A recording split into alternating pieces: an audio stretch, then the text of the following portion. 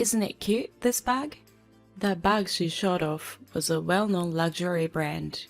I thought she couldn't afford such an expensive bag. To my shock, she said she stole it from the safe of my recently deceased father's house. However, the money she took was for something concerning her. The mother-in-law who wasted $30,000 on a brand-name bag was left alone and faced a sad old age. My name's Mary, and I'm 39 years old. I live with my husband, Jason, who is 2 years older than me, and our son, Brian, who is in the 5th grade of elementary school. We were living in an apartment until 3 years ago, but after my father-in-law passed away, we began living with my mother-in-law. Originally, at that time, the family home was supposed to be sold, and she was going to move into a senior residence. However, she expressed a desire to live with her son's family, even if only for a few years. It would be too lonely to live by myself without being able to live with Jason and the family. Hence, for her sake, my husband decided to live together, setting a time frame of 3 years. What surprised us after moving in was my mother-in-law's attitude towards money, or rather, we were stunned by how reckless she spent it. Despite being a housewife, she never managed the household expenses. She spent all the money she had immediately, so it was my father-in-law who managed the household's finances. Of course, she was never allowed to have a credit card, probably because if she had one, it was obvious she would max it out. Her daily life revolved around doing house chores with the groceries and items that her husband bought. He would give her an allowance, but she would spend it immediately. So instead of giving it to her once a month, he would give it weekly. My husband, who knew about the system from his father, decided to continue it. The responsibility of managing the household finances was given to me. My mother-in-law, who had previously been in charge of my father-in-law's living expenses, could not say anything too strongly. But now that her daughter-in-law was in charge of the living expenses, she became more aggressive. "Mary, you work part-time, right? It must be tough managing work and household chores. Let me at least do the shopping." It was obvious what she was up to, so I gently declined. "No, I'll do the shopping on my way back from work. Thank you for your concern." "Oh, so you're just going to ignore my goodwill? Then I won't help with the chores at all. You handle everything." And then she said, "By the way, I'd prefer the allowance once a month, not weekly."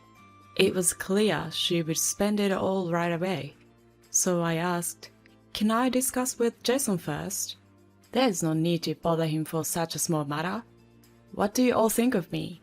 It's just an allowance." She didn't listen to me, so I ended up changing my allowance to once a month. She wanders around every day without doing any housework. At the beginning of the month, she always brought paper bags with her when she came home from shopping somewhere. By mid-month, she would come back empty-handed. I figured she'd spend all her allowance. I immediately got an idea. However, after a few days, she would return with shopping bags again. Was she getting money from somewhere else? I confronted my husband with my suspicions. "Have you been giving your mother more money?" With a guilty expression, he said. "She told me she really needed money, so I gave her a little from my allowance." "You know that's not good for her, right?" "I know, but she probably wants to shop to distract herself from the loneliness of losing Dad. We moved here to help her cope with that. Relying on money is not the solution. I think we should stop giving money to her from now on," I said firmly, but my husband looked reluctant. It seems like he doesn't intend to stop giving money to his mother. For 3 years, she had been leading an indescribable life. Our temporary living arrangement with the mother-in-law was coming to an end. For these 3 years, my husband had been giving her pocket money as she demanded. I wonder if she'll be okay starting to live on her own. We were approaching the time when we had to start the paperwork for her new residence, but then I received news that my father had collapsed. Currently, he lives alone in an apartment. My mother passed away when I was little, so he raised me on his own. Hearing that he had fallen, I rushed to the hospital. The diagnosis was cancer. It had already spread throughout his body, and there was nothing to be done. He had 3 months left. He wasn't interested in life-prolonging treatment and wished to spend his remaining days at home with palliative care. "I want you to live even a little longer, Dad. I want you to see Brian grow up. Don't worry about the money. Please get the treatment." I begged him repeatedly, but no matter how much I pleaded, his decision remained unchanged. I have no regrets in my life. I've raised you, Mary, and I feel accomplished. Now I want to prepare to peacefully depart to join your mother. With that, he was discharged from the hospital and arranged for home nursing on his own. Eventually, I respected my father's wishes and visited him as often as possible with my son Brian.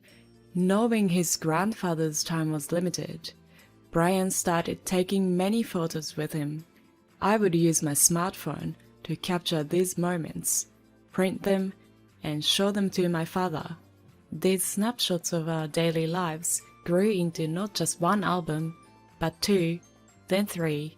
My father would look through these albums every day. He said he wanted some of the photos to be placed in his coffin, but this peaceful life came to a sudden end. One day, after my part-time job, I received a phone call. It was from the hospital in charge of home care. My father's condition had deteriorated, and he had to be hospitalized. When I arrived, I could tell his end was near. I contacted my husband, asking him to bring Brian, and while waiting, I held my father's hand, praying he'd hang on. He did, passing away just as my husband and Brian arrived. Brian bursted into tears. My husband was in shock. As for me, I tried to hold back, but a tear rolled down. With my father's departure still fresh in our hearts, we immediately began the funeral preparations. My husband actively helped with my father's funeral preparations. Having faced the challenging experience of his own father's passing 3 years prior, we were able to apply those lessons to smoothly prepare for my father's funeral. Although my father didn't want a big funeral, many people who were grateful to him during his lifetime reached out, and both the wake and the funeral were well attended. I felt proud of my father. Although aware of our busy situation, my mother-in-law seemed to be enjoying her days following my father's death. After the funeral and the following memorial ceremonies, things finally started to calm down. Having been away from home for a while, my husband's family home was in disarray. Despite my mother-in-law being at home, it was clear that she hadn't done any housework. However, one corner of the living room was strangely tidy. There, even someone like me, with no interest in luxury brands, could instantly recognize several high-end brand bags. They weren't mine, of course. So they belonged to my mother-in-law? But I hadn't given her enough money to afford such luxury. Just as I was about to ask her about it, she returned home.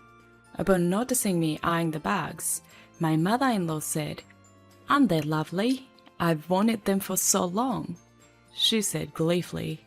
But what I really wanted to know was where she got the money for these bags. "Excuse me, while the bags are indeed wonderful, where did you get the money? I don't believe I've given you nearly enough to afford them."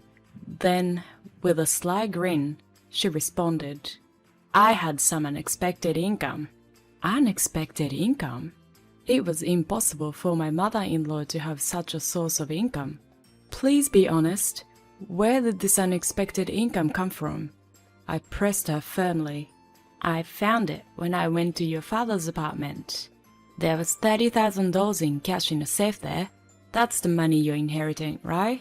I thought it's okay for mother-in-law to use her daughter-in-law's money. After all, you weren't really filial to your own father, right? So I figured I'd use the $30,000 on your behalf. Did you spend all the money? Yes, I spent it all in the blink of an eye, she replied with excitement, apparently not noticing my tone growing colder. Do you understand what that $30,000 was for? Even when I asked this, she laughed and replied, "It's the money you're inheriting from your father, but $30,000 is a rather small inheritance." I told her the truth. That money was the entrance fee for your senior citizen's apartment. What?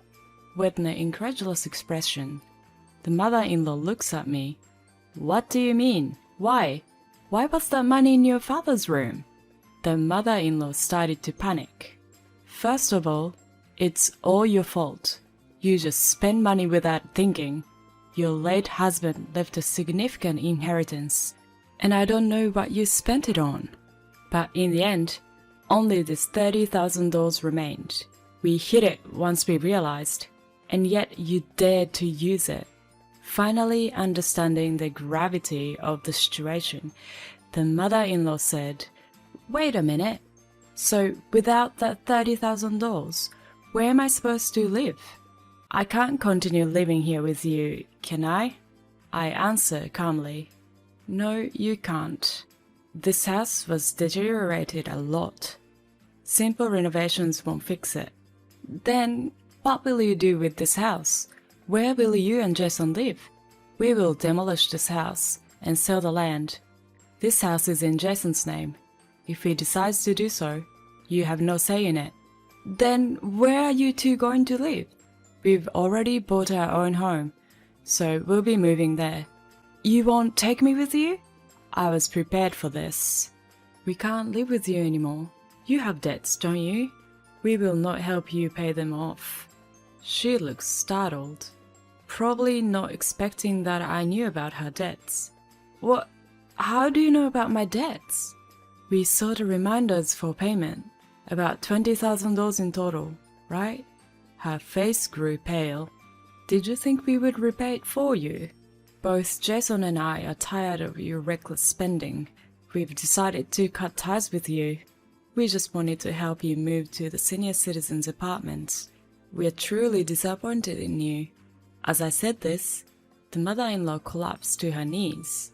When my husband returned home, she immediately cried to him, but he already knew of her actions and offered no sympathy.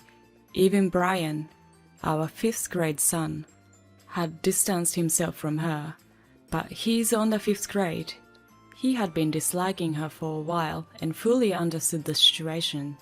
There was zero chance that Brian would side with his grandmother.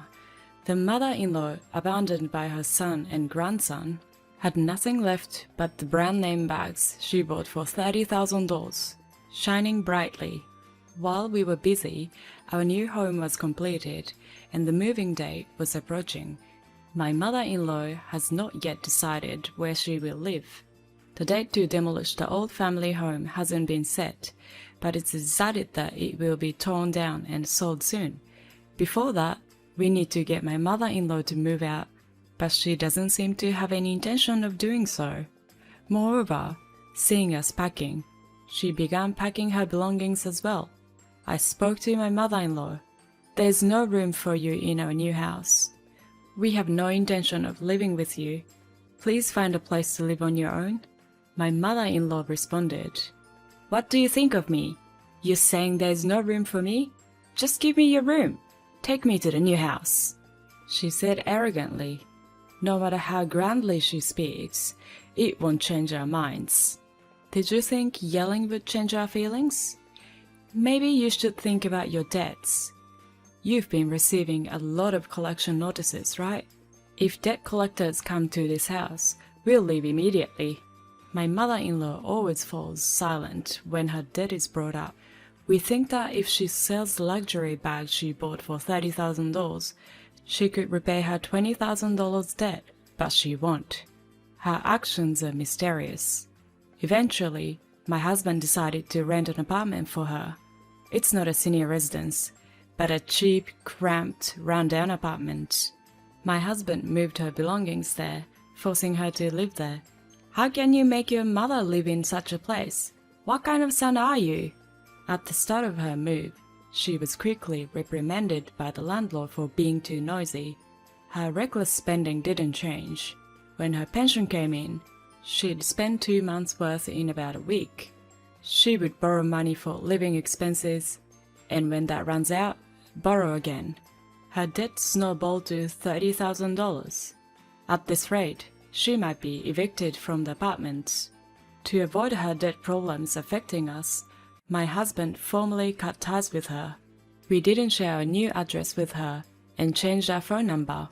I once asked my husband, "Are you okay with what happened to your mother?" He firmly replied, "Someone who thinks they can just use your inheritance and casually spend $30,000 is not a parent to me." He had no regrets. Later, my mother-in-law finally sold her luxury bag and managed to repay some of her debt. Though she receives a pension, she had to start working to repay her debt and for living expenses. Working was a new world for her, who had been a housewife most of her life. We heard she's being yelled at by young supervisors daily, but continues to work for money. As for us, we began our new life in our new home as planned. Our son Brian is delighted every day in our new beautiful house. The old family home was sold without issues after being demolished. We plan to save the money from the sale for Brian's education. After enduring 3 years living with my mother-in-law, we hope for a peaceful life as a family of 3.